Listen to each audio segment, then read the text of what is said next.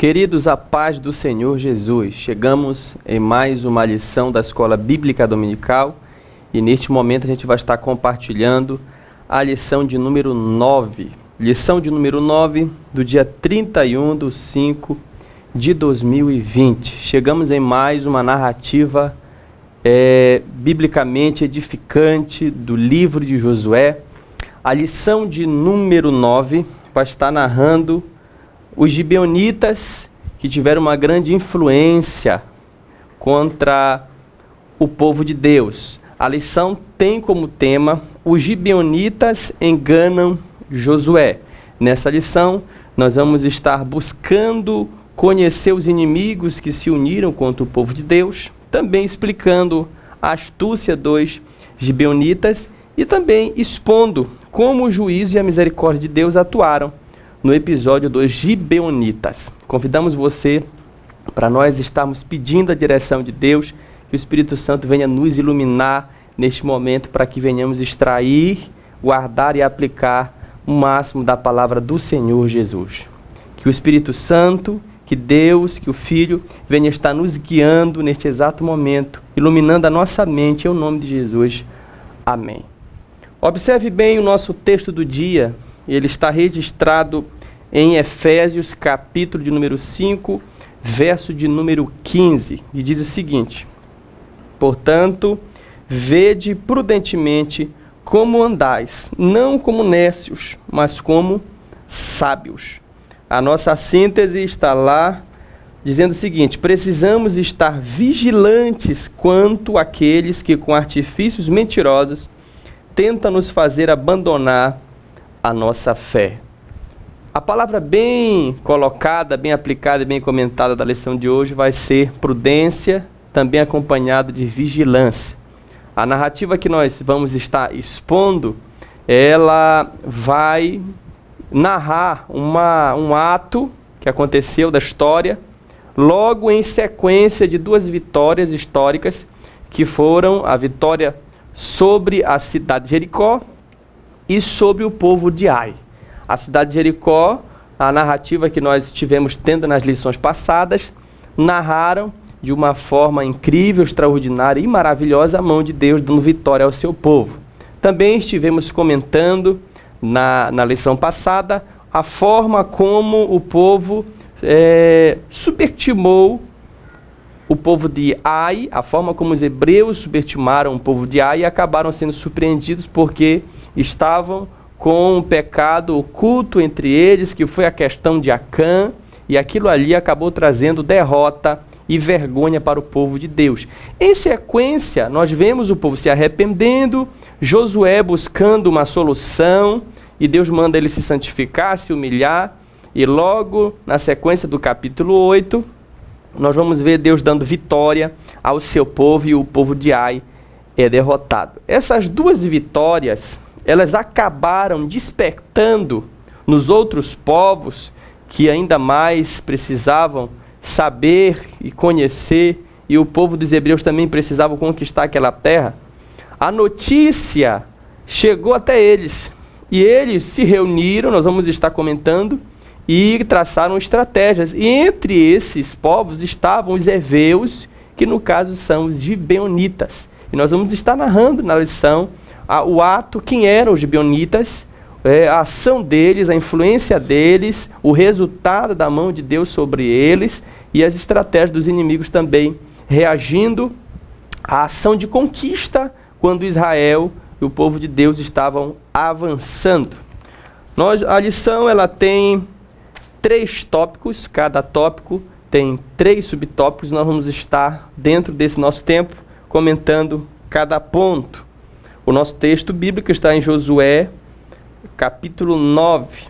Nós vamos estar lendo o verso de número 1, capítulo 9 de Josué, que diz o seguinte: e sucedeu que, ouvindo isso, todos os reis que estavam daquém do Jordão, nas montanhas e nas campinhas, e em toda a costa do grande mar, e em frente do Líbano, os heteus, os amorreus, os cananeus, os ferezeus e os heveus e os jebuseus. Observe bem que o tópico 1, ele vai abordar a intenção do coração desses povos, vai falar da numerosidade deles, a questão numérica, a quantidade que eles eram, e também vai abordar as estratégias, as várias estratégias que eles assim cometiam e pensavam em atuar contra o povo de Deus. É por isso que o subtópico 1 diz o seguinte: a inveja dos inimigos. O capítulo 9, no livro de Josué, tem início com as notícias das vitórias dos hebreus sobre os habitantes da terra. Diante das vitórias do povo de Deus, os reis que estavam daquém do Jordão, nas montanhas e nas campinas e em toda a costa do grande mar, se uniram para combater os hebreus. Interessante perceber que, de acordo com a história, aqueles povos não eram unidos. Antes, pelo contrário, frequentemente havia guerra entre eles. Por isso, muitas de suas cidades eram verdadeiras fortalezas, como disseram os espias enviados por Moisés 38 anos antes. Mas agora, quando a bênção de Deus prometida aos patriarcas estava para chegar, um levante organizado ameaça a marcha triunfal do povo do Senhor. Observe bem que o comentarista aqui aborda a reação daqueles povos ao receberem as notícias de que Deus estava dando vitória ao seu povo. E era notório isso porque nós observamos lá em Jericó, que quando os espias entraram em Jericó, realmente, Raabe, ela notifica isso aí. O povo aqui está com o coração desmaiado, amedrontado, temerosos, porque sabem que Deus fez com que vocês passassem aos pés enxutos no Rio Jordão e que entregaria todos os povos que estavam em Canaã. Eles sabiam disso. E fato disso é que aqueles povos que mais tarde seriam conquistados, eles acabaram reagindo de uma forma bem astuciosa, concernente à conquista do povo de Deus, porque eles precisavam se organizar de alguma forma. Afinal de contas, Deus estava dando vitórias sequenciais ao seu povo. E a reação que eles tiveram foi o seguinte: quebraram todos os preconceitos, deixaram de lado todas as suas indiferenças, e nós observamos que aqueles povos, de hora em hora, tinham suas arengas, suas guerras, os seus conflitos. É para notar isso que a cidade de Jericó é uma cidade fortificada. Era uma das maiores cidades fortificadas na época. E por que eram fortificadas? Porque tinham vizinhos, mas vizinhos entre aspas. Eles eram de vez em quando inimigos querendo conquistar um ao outro através das guerras. Então, aqueles povos viviam em constante conflito. Só que quando eles receberam a notícia de que Deus estava dando vitória ao seu povo, qual foi a reação deles? Eles se uniram, deixaram de lado as suas guerras, seus conflitos, seus costumes, seus folclores, e sentaram, se organizaram de uma forma astuciosa para combater ao povo de Israel. E isso é interessante porque, aplicando isso para o lado espiritual, o mundo das trevas, o sistema espiritual, os inimigos de Deus, é um sistema organizado.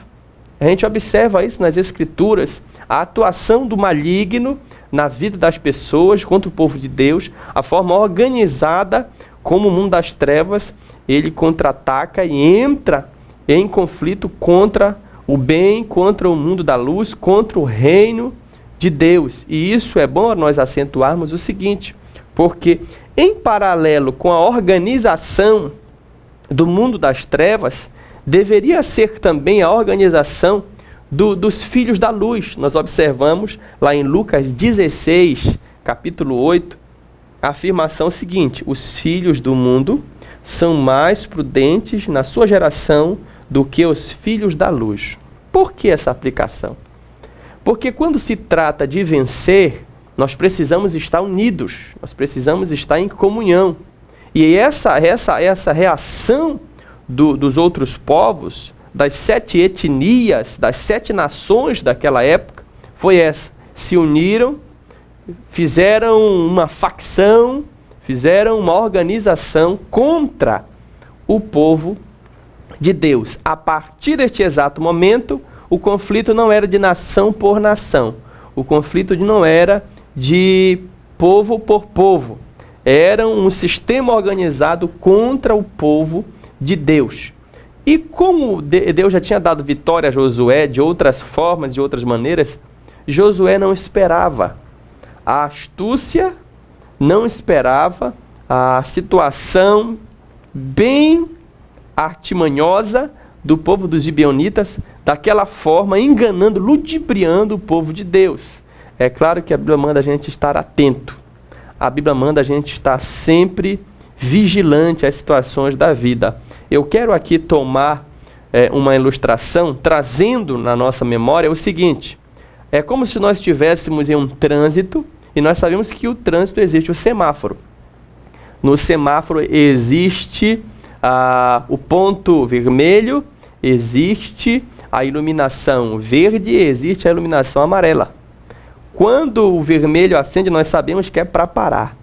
Quando o amarelo é acionado, nós sabemos que é um alerta.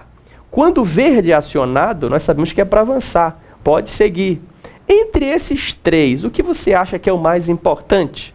Se você pudesse tirar desses três sinais, a gente fica observando. Pare para pensar bem. É claro que vermelho é vermelho e verde é verde. Mas o amarelo, ele chama atenção porque ele é atencioso, ele prepara a pessoa para que ele venha a parar, para que ele venha a ter uma atenção ainda mais. Eu quero fazer essa aplicação para a nossa vida espiritual, porque o perigo não está em avançar e em parar. O perigo está em a gente ter atenção para saber quando ir, quando avançar, quando diminuir a velocidade. Aí que está o perigo. E esse amarelo aqui, tirando dessa ilustração, ele vai falar a respeito da prudência que nós temos que ter. A prudência e a vigilância que é necessário na nossa caminhada. Porque o mundo das trevas, como aqui foi narrado os inimigos, eles querem destruir. A intenção do inimigo das nossas almas é matar, roubar e destruir. Esse é o ministério que foi dado a ele. Mas Jesus veio dar vida e vida com abundância. Então, o inimigo nunca vai estar satisfeito com as nossas vitórias. Essa foi o sentimento que despertou neles, a inveja, a raiva, a vontade realmente de destruir o povo de Deus, porque estavam entrando em um terreno que, para eles, se não entendendo o mundo espiritual, era uma invasão. Mas para Israel era promessa. E se Deus fez promessa, com suor, com esforço, com dedicação, consagração e fé, eles conquistariam. Passariam muitos aperreios, mas pela força, pela coragem, pela mão de Deus, Deus daria vitória a eles. Mas essa situação da inveja dos inimigos fez com que despertasse ainda mais uma atenção do povo de Deus. Nós vemos na Bíblia Sagrada vários e vários personagens bíblicos, inimigos do povo de Israel, que queriam destruir.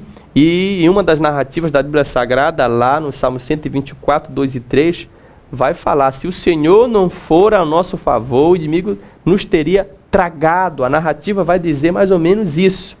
O inimigo queria engolir vivo, diz lá a tradução. Mas se não for a Deus ao nosso favor, nós seríamos destruídos. Louvado seja Deus que estava a favor do povo de Israel. Então, o subtópico 1 vai falar desse sentimento de inveja despertado nos inimigos devido às vitórias, devido às sequências de conquista que Deus tinha dado a eles. É necessário também nós pontuarmos o seguinte, que devemos também ser unidos, como o inimigo e o seu sistema, o mundo das trevas é. Observe bem isso. Que em paralelo com a união dos filhos do mundo, a igreja também tem que estar unida. A igreja também tem que estar de uma forma homogênea, no mesmo sentimento, falando a mesma língua, olhando para a mesma direção, pensando e tendo o mesmo Espírito, que é o Espírito Santo de Deus. Se nós agirmos assim, também nós vamos obter vitória. É triste saber que a intenção de muitas instituições, de muitas organizações, de muitas situações que têm se levantado, não é para o reino de Deus, não é para o nome do Senhor Jesus ser glorificado. São pessoas que têm intenção egoístas, cada um pensando de uma forma diferente. Observe que os discípulos de Jesus, a conversa entre eles, o comentário entre eles é quem seria o maior. Olha só, Enquanto o mundo das trevas estava se organizando para acabar com o ministério de Jesus e a missão que ele veio executar aqui na terra, os discípulos de Jesus estavam preocupados entre eles quem seria o maior. Ou seja, havia uma divergência de pensamentos. E Jesus ensinando eles, aplicando na mente deles a palavra, para que a preocupação e a prioridade não seria essa. Que eles priorizassem o reino de Deus. Buscai primeiro o reino de Deus. E as outras coisas seriam o quê? Acrescentadas. É triste saber que existem divisões enquanto o inimigo e o seu sistema está organizado para nos combater. Devemos estar unidos. Devemos unificar as nossas orações e pedir a Deus para que haja comunhão entre nós. Observe que na igreja de Corinto também havia divergência, também havia divisões. Alguns queriam ser de Saulo, outros de Paulo, outros de Cristo, e aquilo ali criava divisões e conflitos, fazendo com que a igreja perdesse o foco dela. E o mundo das trevas continuava organizado, continuava unido para combater o povo de Deus. E reino dividido se destrói. Mas a palavra de Deus nos alerta que se o inimigo está também se reunindo para combater contra nós, nós devemos que estar também unidos em comunhão, para que não venhamos ser pegos de surpresa contra os ataques do inimigo, penetrando no terreno que não pertence a ele. Essa é o comentário bem abordado aqui pelo comentarista a respeito dos sentimentos dos inimigos. O subtópico 2 vai tratar da quantidade dos inimigos. Observe bem, os inimigos são numerosos. A lição diz o seguinte: impressiona a descrição da quantidade de povos cananeus a oeste do Jordão que se uniram contra Israel. Certamente, a quantidade de guerreiros dessa coligação superava facilmente o exército dos hebreus.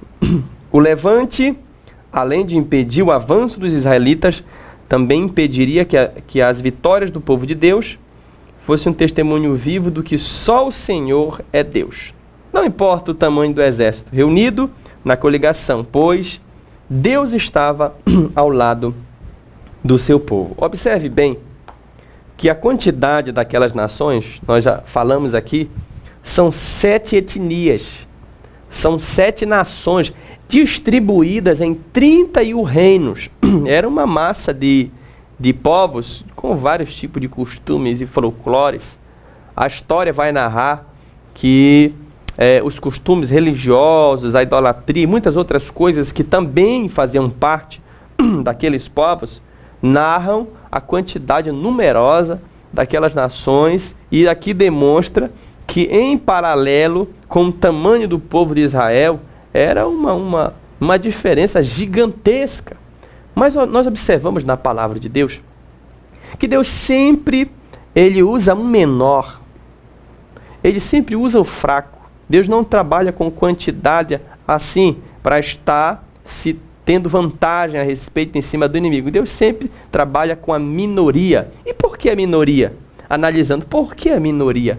Para sentir-se vitimizados? Não, claro que não.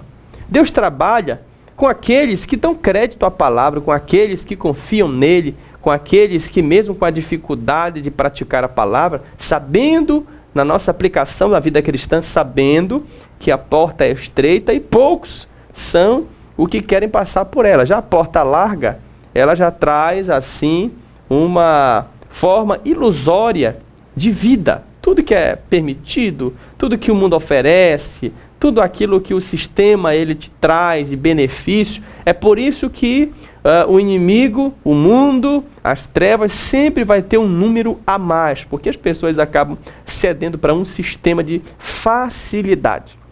Mas aqueles que se submetem a Deus são vitoriosos, mesmo que sejam a minoria. Então, o subtópico 2 vai falar da quantidade e da vantagem, falando da situação bélica, porque o povo de Deus não era uma nação que tinha armas físicas, um sistema bélico estrondoso, não. Era um povo reconhecido pelas vitórias que Deus tinha dado a eles, embora pequeno. O povo de Israel, até os dias de hoje, a gente olha a quantidade de terras, a quantidade do povo, um povo pequeno, mas até o dia de hoje um povo abençoado, uma nação rica, um povo cheio de indumentárias, de sistema científico, bélico, os conhecimentos, as formas científicas e tudo ali está registrado ali, um povo abençoado por Deus, mas são a minoria. Mas Deus trabalha com a minoria. A minoria com Deus é tudo e a maioria sem Deus é nada. É isso que nós devemos aplicar. Então, os inimigos, embora numerosos, nós vamos aqui se relembrar daquele fato inesquecível que foi a narrativa de Gideão, quando tinham os inimigos vantajosos, e aí convocaram o povo de Israel, e ali tinha uma quantidade enorme, mas Deus disse a Gideão que não precisava de todos aqueles soldados. E foram fazendo revistas, foram fazendo testes, acabaram que somente 300 ficaram. E o povo ficou até alarmado, ficou até assim, sabe, duvidoso, os outros também até subestimando aqueles 300 com os milhares que eram contra o povo de Deus, mas Deus com aqueles 300 operou vitórias grandiosas, entregou as nações, o inimigo na mão do povo de Deus. Então, se são 300, se é a minoria, para que temer? Deus só quer um instrumento, Deus só quer uma pessoa que se disponha, mesmo sendo eles a minoria. Não se ache desprezado se você frequenta uma faculdade, universidade, uma instituição onde somente você é cristão. Não se sinta temeroso concernente a isso e nem a dificuldade que vem aparecendo na sua vida. Embora você olhe para a quantidade, sejam muitos os obstáculos, sejam muito as notícias que vêm se propagando, parece que não tem fim, parece que o inimigo vem ganhando uma proporção gigantesca. Mas olhe para Cristo e coloque fé nele, olhando para ele, que ele vai te dar vitória. Embora seja a quantidade grande dos inimigos, dos obstáculos, mas o pouco com Deus é muito. Guarde essa palavra no seu coração. Embora o sistema, embora o levante do inimigo seja grandioso, maior, é aquele que está conosco do que aquele que está no mundo. O subtópico 3 vai falar das várias formas que o mal atua, ou seja, o mal atua em várias frentes. A lição vai dizer o seguinte: os cananeus se ajuntaram para combater Israel de modo ardiloso, mentiroso.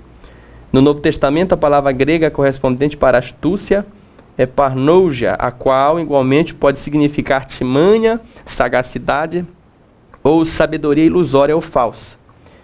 E justamente foi usado quando Paulo expressou a sua preocupação em que os coríntios fossem enganados pelo inimigo da mesma forma que Eva. Observe bem que aqueles povos eram numerosos, tinham a intenção de destruir o povo de Israel, mas eles usavam as artimanhas, a sagacidade, a astúcia e várias estratégias. Por que eles pensavam assim? O povo de Israel estava adentrando o terreno deles. Deus abriu o Rio Jordão, destruiu Jericó, desfez a artimanha interna e resolveu o problema e deu vitória na época de Ai. O que é que eles pensaram? Nós devemos também ser astutos, sagaciosos. E foi o que eles fizeram. Eles usaram as artimanhas que eles tinham em mãos, e Deus permitiu assim, para treinar o seu povo. Afinal de contas, aquilo ali, embora conquista, mas era um ensino para o povo de Deus, que, como diz a Bíblia, os cavalos se preparam para a guerra, mas é Deus quem dá vitória. Então o inimigo das nossas almas sempre vai usar de astúcia. Como foi comentado aqui, usou na época de Eva, usou de astúcia através da serpente. E a preocupação de Paulo nas Escrituras era justamente essa. Nós observamos lá em 2 Coríntios 3, a partir do 2, ele vai falar isso, né? Ele está preparando uma igreja, ele está com temor, conduzindo a igreja, uma igreja santa, pura, imaculada, para apresentar ao noivo. Mas ele temia, como diz no versículo número 3, ele temia que assim como a serpente astuciosa enganou Eva, também corrompesse o sentido dos irmãos, de forma que eles viessem a abandonar a simplicidade do Evangelho. Ou seja, a astúcia, ela não está sendo usada só nos dias de hoje. Ela vem de muitas épocas, de muitas situações passadas, a astúcia que o inimigo vem usando. Nós observamos na história povos pequenos que destruíram povos grandes porque foram astuciosos. E o inimigo, embora seja numérico, poderia ganhar na força e na quantidade, mas embora seja em grande quantidade, nós vemos aqui a astúcia do inimigo. Que possamos também ter uma visão espiritual, porque a nossa batalha ela é no mundo espiritual. E no mundo espiritual, Deus é maior, Deus está ao nosso lado. Por isso, como diz a Bíblia Sagrada em Efésios, precisamos se revertir das armaduras de Deus para estar firmes em frente à atuação do inimigo. E vai fazer uma narrativa das armaduras colocadas por Paulo, inspiradas pelo Espírito Santo de Deus, para que o povo de Deus fosse vitorioso. Então observe bem, se você está vivendo a sua vida e você sente obstáculos, você sente percas, ataques, você sente uma certa opressão na tua vida espiritual, mas você não consegue entender o porquê daquilo, ore, peça direção a Deus, se arrependa, peça perdão, busque ter uma visão espiritual, porque no mundo espiritual, você crendo ou não,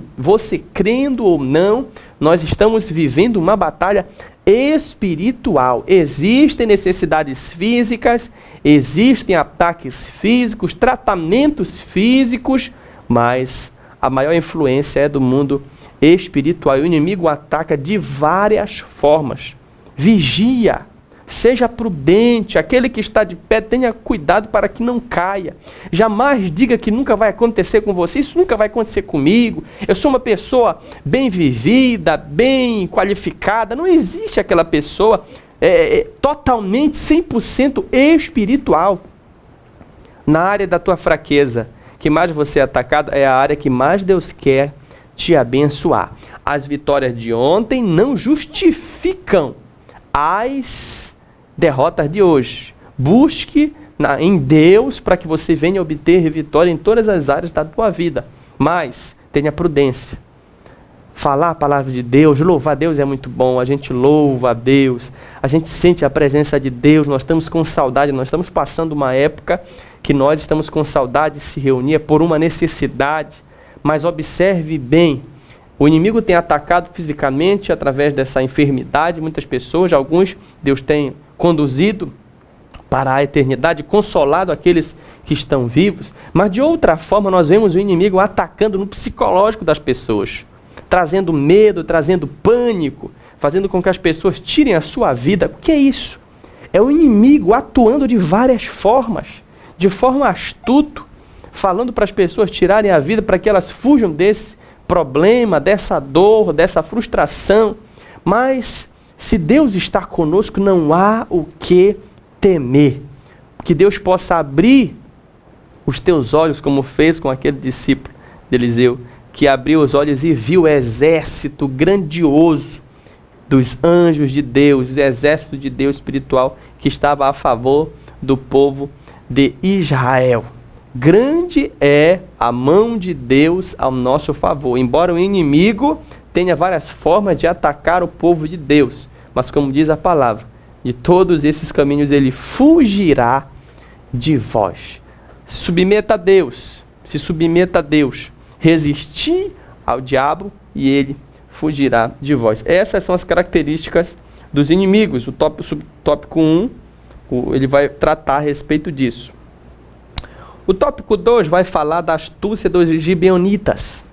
Observe bem, a forma como eles, sabendo que o povo de Israel ia vencer e ia conquistar, o que é que eles pensaram? Eram 7 etnias. A etnia dos heveus era formada pelos gibeonitas.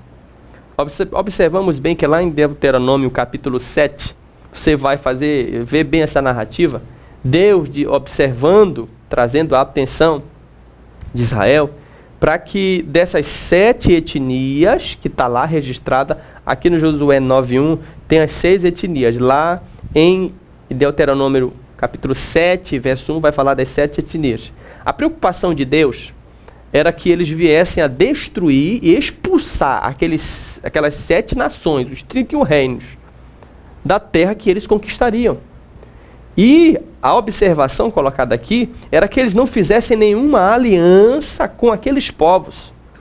E os gibeonitas, sabendo de alguma situação, porque o povo de Israel era um povo vitorioso, mas era um povo ingênuo, era um povo que tinha facilidades para essas abordagens, embora tendo um líder com visão, um líder que Deus tinha dado várias vitórias, experiente, mas mesmo assim, como nós observamos nos subtópicos passados, nós devemos viver em constante vigilância.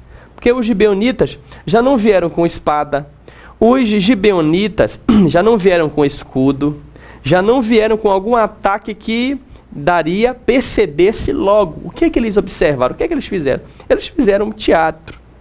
Eles organizaram uma apresentação, uma insinuação, ou seja, uma astúcia. Olha o que a lição vai dizer. Os gibeonitas fizeram uma encenação a fim de seduzir o povo de Deus. Eles se disfarçaram muito bem a ponto de enganar um general, experiente como Josué.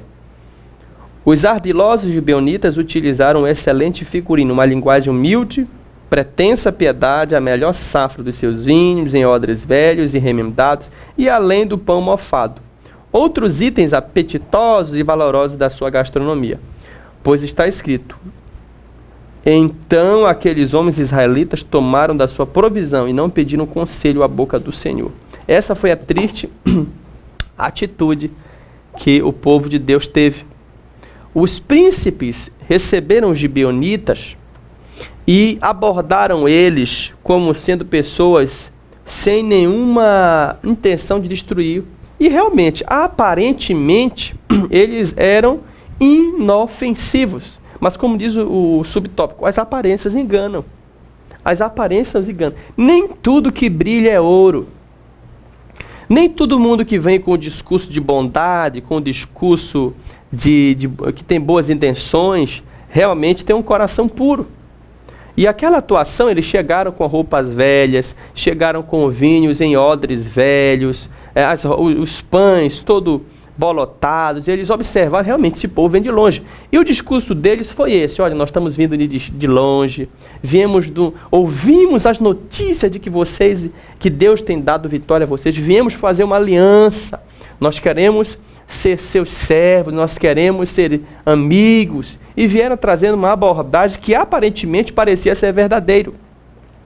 E a falha dos príncipes como seu líder, Josué, foi justamente essa: não consultaram a Deus, não buscaram achar, e a Bíblia vai trazer um alerta concernente a isso para a nossa vida, lá em Provérbios, para a gente não ser sábio aos nossos próprios olhos. Não confie nos teus próprios instintos. Reconheça a Deus em todos os caminhos da tua empreitada. Reconheça a Deus em todas as suas veredas para que nós venhamos a ter vitória. Por mais que você diga, não, eu já sei como é, eu sou inteligente, eu tenho experiência, eu sei como é a caminhada, eu não vou cair nessa, eu não vou ser enganado. Mas, queridos, minha querida, meu irmão, tenha muito cuidado. Tenha muito cuidado. Porque o inimigo, ele tem as suas astúcias. Ele tem as suas palavras. Nem todo que me diz Senhor, Senhor entrará no reino dos céus. Observe bem que tem pessoas que vêm com um discurso de bondade, com uma aparência. E eu quero colocar aqui o seguinte: caráter é uma coisa, carisma é outra. O carisma, ele é aquela aparência de alegria, aquela pessoa que conquista com o seu discurso, que comove o coração das pessoas, como se fosse vítimas, ou então pessoas que conquistam o coração do público. O carisma é uma coisa contagiante. Você observa, você conhece as pessoas que têm um carisma, os profissionais, aqueles que acabam agitando os auditórios, conquistando, são pessoas que convencem facilmente as pessoas e vêm com uma astúcia e uma lábia que enganam muitas pessoas. Isso é o carisma. O carisma é necessário para muitas áreas. É necessário você ser carismático. Mas a carisma, ela não revela o caráter. O caráter é a verdadeira personalidade que cada pessoa tem dentro de si. O que é que os gibeonitas aparentemente deixaram a se enxergar?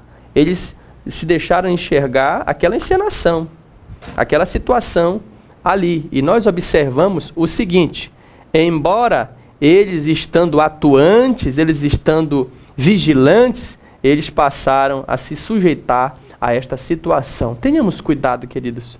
Essa astúcia vem enganar. E o engano maior foi-se os príncipes e Josué terem confiado neles mesmos. O inimigo, ele sempre vai estar, como diz a palavra de Deus, ele vai buscar como leão, rungindo ao nosso derredor, querendo trazer medo, querendo destruir, imitando as coisas de Deus, imitando o lado divino, usando até mesmo a palavra de Deus, como foi a situação lá na tentação no deserto com Jesus, usando até mesmo a palavra de Deus.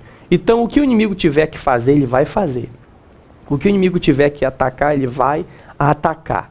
Mas nós trazemos aqui uma análise que nós devemos ser atenciosos, vigilantes. É bom orar, nós temos que estar orando sempre, mas é bom nós estarmos também tendo vigilância. O que é que nós estamos vendo, ouvindo? A quem nós estamos dando crédito? O que é que está alimentando a nossa alma? O que é que nós estamos, que fonte nós estamos buscando? Nós temos que ter cuidado, queridos. Você tem que ter cuidado, meu jovem, adolescente. As fontes na internet que você tem buscado para responder questões bíblicas, questões de vida espiritual, até mesmo pessoas já casadas querendo resolver problemas e conflitos matrimoniais. Deus tem pessoas instruídas por Deus também para te trazer um conselho, uma palavra, mas às vezes as pessoas buscam, dão crédito à astúcia de pessoas que trazem uma facilidade na vida espiritual. E assim é na nossa vida também, nos nossos negócios, nas nossas amizades, nos nossos relacionamentos. A gente tem uma certa ingenuidade. O inimigo se aproveita dessa ingenuidade para trazer as suas empreitadas, as suas astúcias, as suas estratégias. E algumas pessoas são enganadas, algumas pessoas dão crédito e são atacadas, são de alguma forma feridas. E o que acontece? A gente passa a entender que as aparências enganam. Nem tudo que brilha é ouro, nem tudo que aparece ser realmente é. Peça direção para Deus. Olhe os frutos que essas pessoas estão produzindo. Se são frutos dignos de glorificar a Deus. Jesus, ele vai dizer para a gente observar sobre isso, os falsos profetas, aqueles que ensinam, os falsos amigos e outras coisas a mais. Aquilo que é verdadeiro. E aquilo que é falso, como diz as notícias fakes, aí não é verdadeiro. Tem coisa que aparentemente é, mas não é. E os gibeonitas usaram dessa astúcia. E o povo de Deus não consultou a Deus. Porque se tivessem consultado, eles com certeza saberiam que aqueles eram povos que estavam enganando o povo de Deus. Mas o subtópico 2 vai falar que a armadilha é descoberta. Ou seja, 3 dias depois, os israelitas descobriram que os pretensos embaixadores de uma terra longínqua eram, na verdade, inimigos vizinhos. Desolado, o povo reclamou contra os príncipes da congregação. Entretanto, diferentemente dos outros episódios de uma oração no ministério de Moisés, Deus aqui não ficou irado, porque a indignação do povo era justa. Realmente o povo estava com razão, porque eles estavam confiando nas decisões que os príncipes e Josué tomassem. Eu sempre digo que a mentira, ela é momentânea. Ela tem um sucesso momentâneo. Dura dias, dura meses, pode durar até anos, mas de uma hora ela vai ser descoberta. Porque não adianta levar uma vida pensando que a mentira vai te trazer benefícios. Pode trazer benefícios momentâneos, temporários, mas a verdade sempre aparece. Leve a sua vida baseado na verdade, porque na mentira ela pode trazer prejuízos, conforme vai passando o tempo, ainda piores. O inimigo, ele pode ter uma vantagem também temporária.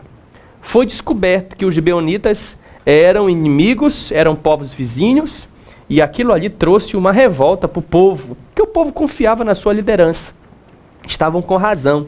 Nas outras revoluções passadas e murmurações dos povos, Deus estava com os líderes e aquilo era a murmuração do povo.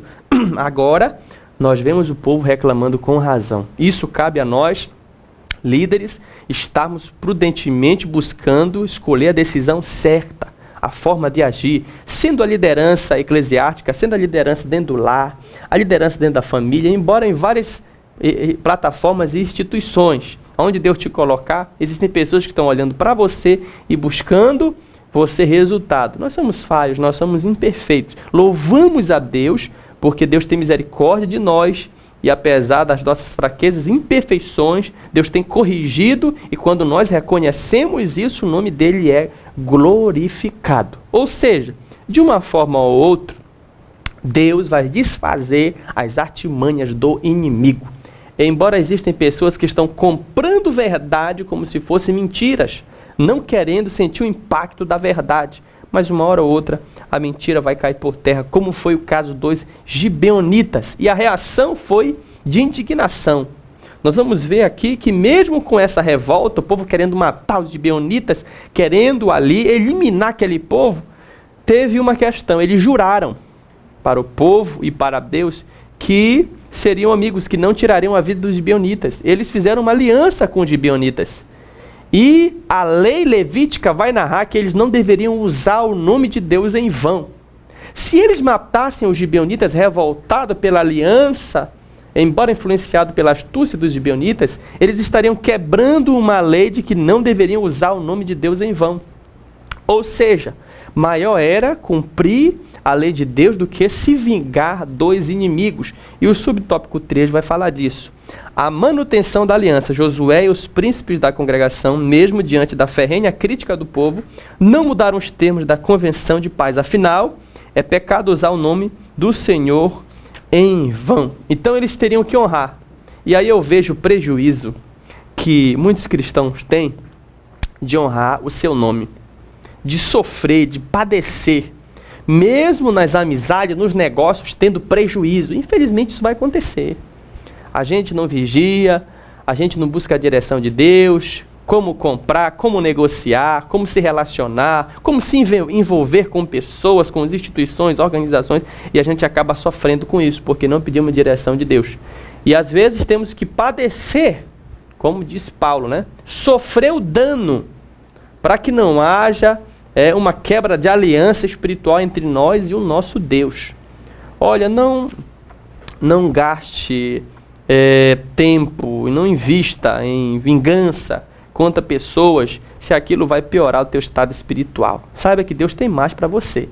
Saiba que o teu dono, o teu Senhor, está ao teu lado, e Ele restituirá aquilo que foi perco e todo o prejuízo de aliança que trouxe prejuízo para você. Embora nós devamos corrigir e vigiar ainda mais, para que o inimigo não venha ter avanço, não venha ter crédito. Então, a aliança que eles tiveram com Deus era maior do que a aliança que eles fizeram com os gibeonitas. Honraram o nome de Deus, pagaram o preço, e nós vamos ver mais para frente aqui, embora eles merecessem a morte, mas Deus foi misericordioso. Então, o subtópico 3 vai falar da aliança que eles tinham com Deus e que eles precisavam manter esta aliança. Foi por isso que nós comentamos que às vezes nós padecemos. O jovem, o adolescente, às vezes sofre, embora ele venha a ser perseguido, embora ele venha a ser bulinado, embora ele venha a servir de chacota, as pessoas venham estar comentando, venham estar tentando atacar, fazer com que a pessoa abandone a sua fé. Olhe para Jesus, foque em Cristo. Não deixe que as críticas, porque a pessoa que vai estar tendencioso a executar um projeto, seja esse projeto espiritual, seja o seu ministério que Deus deu a você, o dom que Deus te entregou de cantar, de ministrar, de ensinar, o dom de misericórdia, o dom de conselho, vários dons que Deus distribui ao seu povo. Às vezes, pela tua ingenuidade, algumas pessoas acabam se aproveitando e querendo também que você reaja como elas são. Não. Entregue aquilo que você tem no seu coração, embora você tenha o desejo de reagir de forma carnal e a reação natural de falar coisas que não deviam, mas aquilo ali vai só piorar a tua vida espiritual. Peça para Deus direção, domínio próprio, paciência, temperança, para que você venha tomar a decisão certa. E no meio daquela decisão, embora que você sofra, mas o nome de Deus vai ser glorificado. Ore e peça direção a Deus, que Deus vai te dar a forma correta de resolver essa situação que tu estás passando. Só não fique subjugado àquilo que tu estás passando. Creia em Deus e saiba que Ele tem uma forma, uma solução para resolver isso. Mas, preserve a aliança que você tem com Deus. Você pode sofrer o que for, você pode padecer o que for, mas guarde a aliança que você tem com Deus, que é essa comunhão, embora seja sacrificiosa, mas te trará benefícios ainda mais. A mentira, ela traz benefícios físicos e temporários, mas a verdade, meu irmão, minha irmã, meu jovem, ela te traz uma vida pretensa para a eternidade. A mentira é temporária e a verdade, ela é eterna. É melhor viver na verdade e manter a comunhão com Deus do que reagir de forma carnal, reagir de forma natural, ambiciosa, com raiva e perder a tua aliança. Aí vem o prejuízo espiritual. Foi isso que aconteceu. O povo, instruído pelos príncipes e principalmente alertados por Josué, Josué deu uma freada, embora puniu os gibeonitas. O tópico 3, melhor falando, vai falar de uma história de juízo e misericórdia. O subtópico 1 vai falar o seguinte: os gibeonitas são punidos. Quando viu que havia sido enganado, Josué ficou bravo. E naquele dia Josué os deu como rachadores de lenha e tiradores de água para a congregação e para o altar do Senhor até o dia de hoje, no lugar que escolhesse. Tudo porque os príncipes de congregação não consultaram ao Senhor.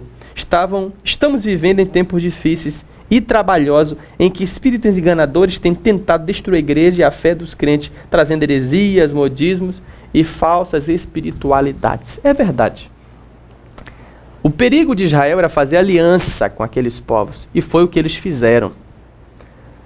Povos que penetraram entre eles, e mais tarde nós vamos ver na Bíblia Sagrada que aquela mistura de povos vai influenciar Israel, vai influenciar na idolatria, vai influenciar nos costumes, vai influenciar na vida religiosa, na vida espiritual, e Israel vai receber, vai se adequar, vai se adaptar àqueles costumes, e isso vai trazer prejuízo mais tarde para o povo de Deus. Então, meu irmão, a palavra de Deus, lá registrada em 1 Timóteo, vai falar desses cuidados que nós devemos ter. Situações que vêm adentrando entre nós, ensinos, palavras e até mesmo atuações que aparentemente parecem ser de Deus, mas não são. E embora os gibeonitas foram punidos através da decisão dos príncipes de Josué, eles ali habitando, Deus teve misericórdia deles, porque Deus entendeu que eles queriam se render ao povo de Israel com a intenção de fazer uma amizade e ter um bom convívio. Eu não sei, nós podemos supor aqui que os gibeonitas poderiam ter uma carta na manga de uma forma astuciosa, não se sabe. Eles poderiam destruir, trazer informações para os outros povos, não se sabe. O inimigo, ele é astucioso e não se deve confiar na atuação do inimigo. Embora as pessoas elas dão confiança e sirvam de instrumento para serem enganadas, Deus tem misericórdia. Os gibeonitas, eles foram colocados como rachadores de lenha. Mas o subtópico 2 vai falar de uma significativa mudança. Os príncipes, diante da descoberta do engano, sugeriram que os gibeonitas fossem escravos de toda a congregação. Ou seja, a vontade do povo era escravizar os gibeonitas. Eles estavam com razão. Eles queriam, estavam revoltados, porque o povo, os príncipes, os líderes, a liderança não tinha dado pedido direção de Deus, e aquilo trouxe prejuízo. Então eles queriam o quê? Eliminar, eles queriam escravizar. Se é para humilhar, vamos humilhar os gibeonitas. Mas aí eu vejo a graça de Deus agindo através do líder, porque vai dizer o seguinte: mas Josué, subtópico 2 do tópico 3, mas Josué fez uma significativa alteração, tornou-os escravos do santuário de Deus. Realmente, assim Josué, curiosamente, os puniu, ao mesmo tempo também os abençoou, pois uma maldição não cai sobre quem não merece. Eles se tornaram escravos, rachadores de lenha, e também atuaram, Josué fez com que eles atuassem como servos do santuário. E aquela mudança da aplicação, da punição de Josué neles, trouxe bênção para eles, embora eles não merecessem. Eles não mereciam, mas Deus foi gracioso e o líder entendeu essa reação aqui. Então os gibeonitas, eles, de uma certa forma, foram beneficiados. O povo de Deus foi atingido? Foi. Porque embora a intenção dos gibeonitas fosse de fazer aliança, eles tinham outras intenções ainda mais. Mas no decorrer do caminho, houve essa significativa mudança e Deus foi misericordioso com eles, dando a Josué uma direção para aplicar essa punição. O subtópico 3 vai dizer o seguinte: bênção no lugar da maldição. Talvez a melhor postura, a postura humilde dos gibeonitas, tocou o coração do Eterno, sendo destacados para o serviço perpétuo na casa de Deus. O Senhor os abençoou, e eles se tornaram participantes de alguns direitos usufruídos pela casa de Levi. Assim os gibeonitas se transformaram em uma bênção para Israel. Prova disso é que no tempo de Samuel a arca do concerto ficou durante décadas nas cidades gibeonitas, em Kiriat Jearim. Realmente, Deus abençoou aquele povo. Eles se demonstraram realmente que estavam arrependidos, e Deus sondou o coração deles, eles receberam a punição, mas a observação e a aplicação que nós devemos ter desta lição é justamente essa. Nós devemos ser vigilantes contra essas astúcias, ciladas e artimanhas que vêm na nossa caminhada. Aqueles que se arrependeram de servir de instrumento para o inimigo, essas pessoas que um dia foram instrumentos, que estão sendo instrumento, o que é que a gente deve fazer? A gente deve vigiar, orar por essas pessoas. Algumas não estão tendo conhecimento que estão sendo instrumentos do inimigo para destruir vidas. A gente tem que orar para que o Espírito Santo venha convencer o coração dessas pessoas. A gente pode até querer se vingar, ter uma ira, alguma coisa assim, mas isso não é edificante, isso não traz benefício nenhum para a tua vida espiritual. Não adianta se vingar, ter raiva, falar, isso vai inflamar o teu coração e vai trazer prejuízo para a tua vida espiritual. Deixa Deus agir.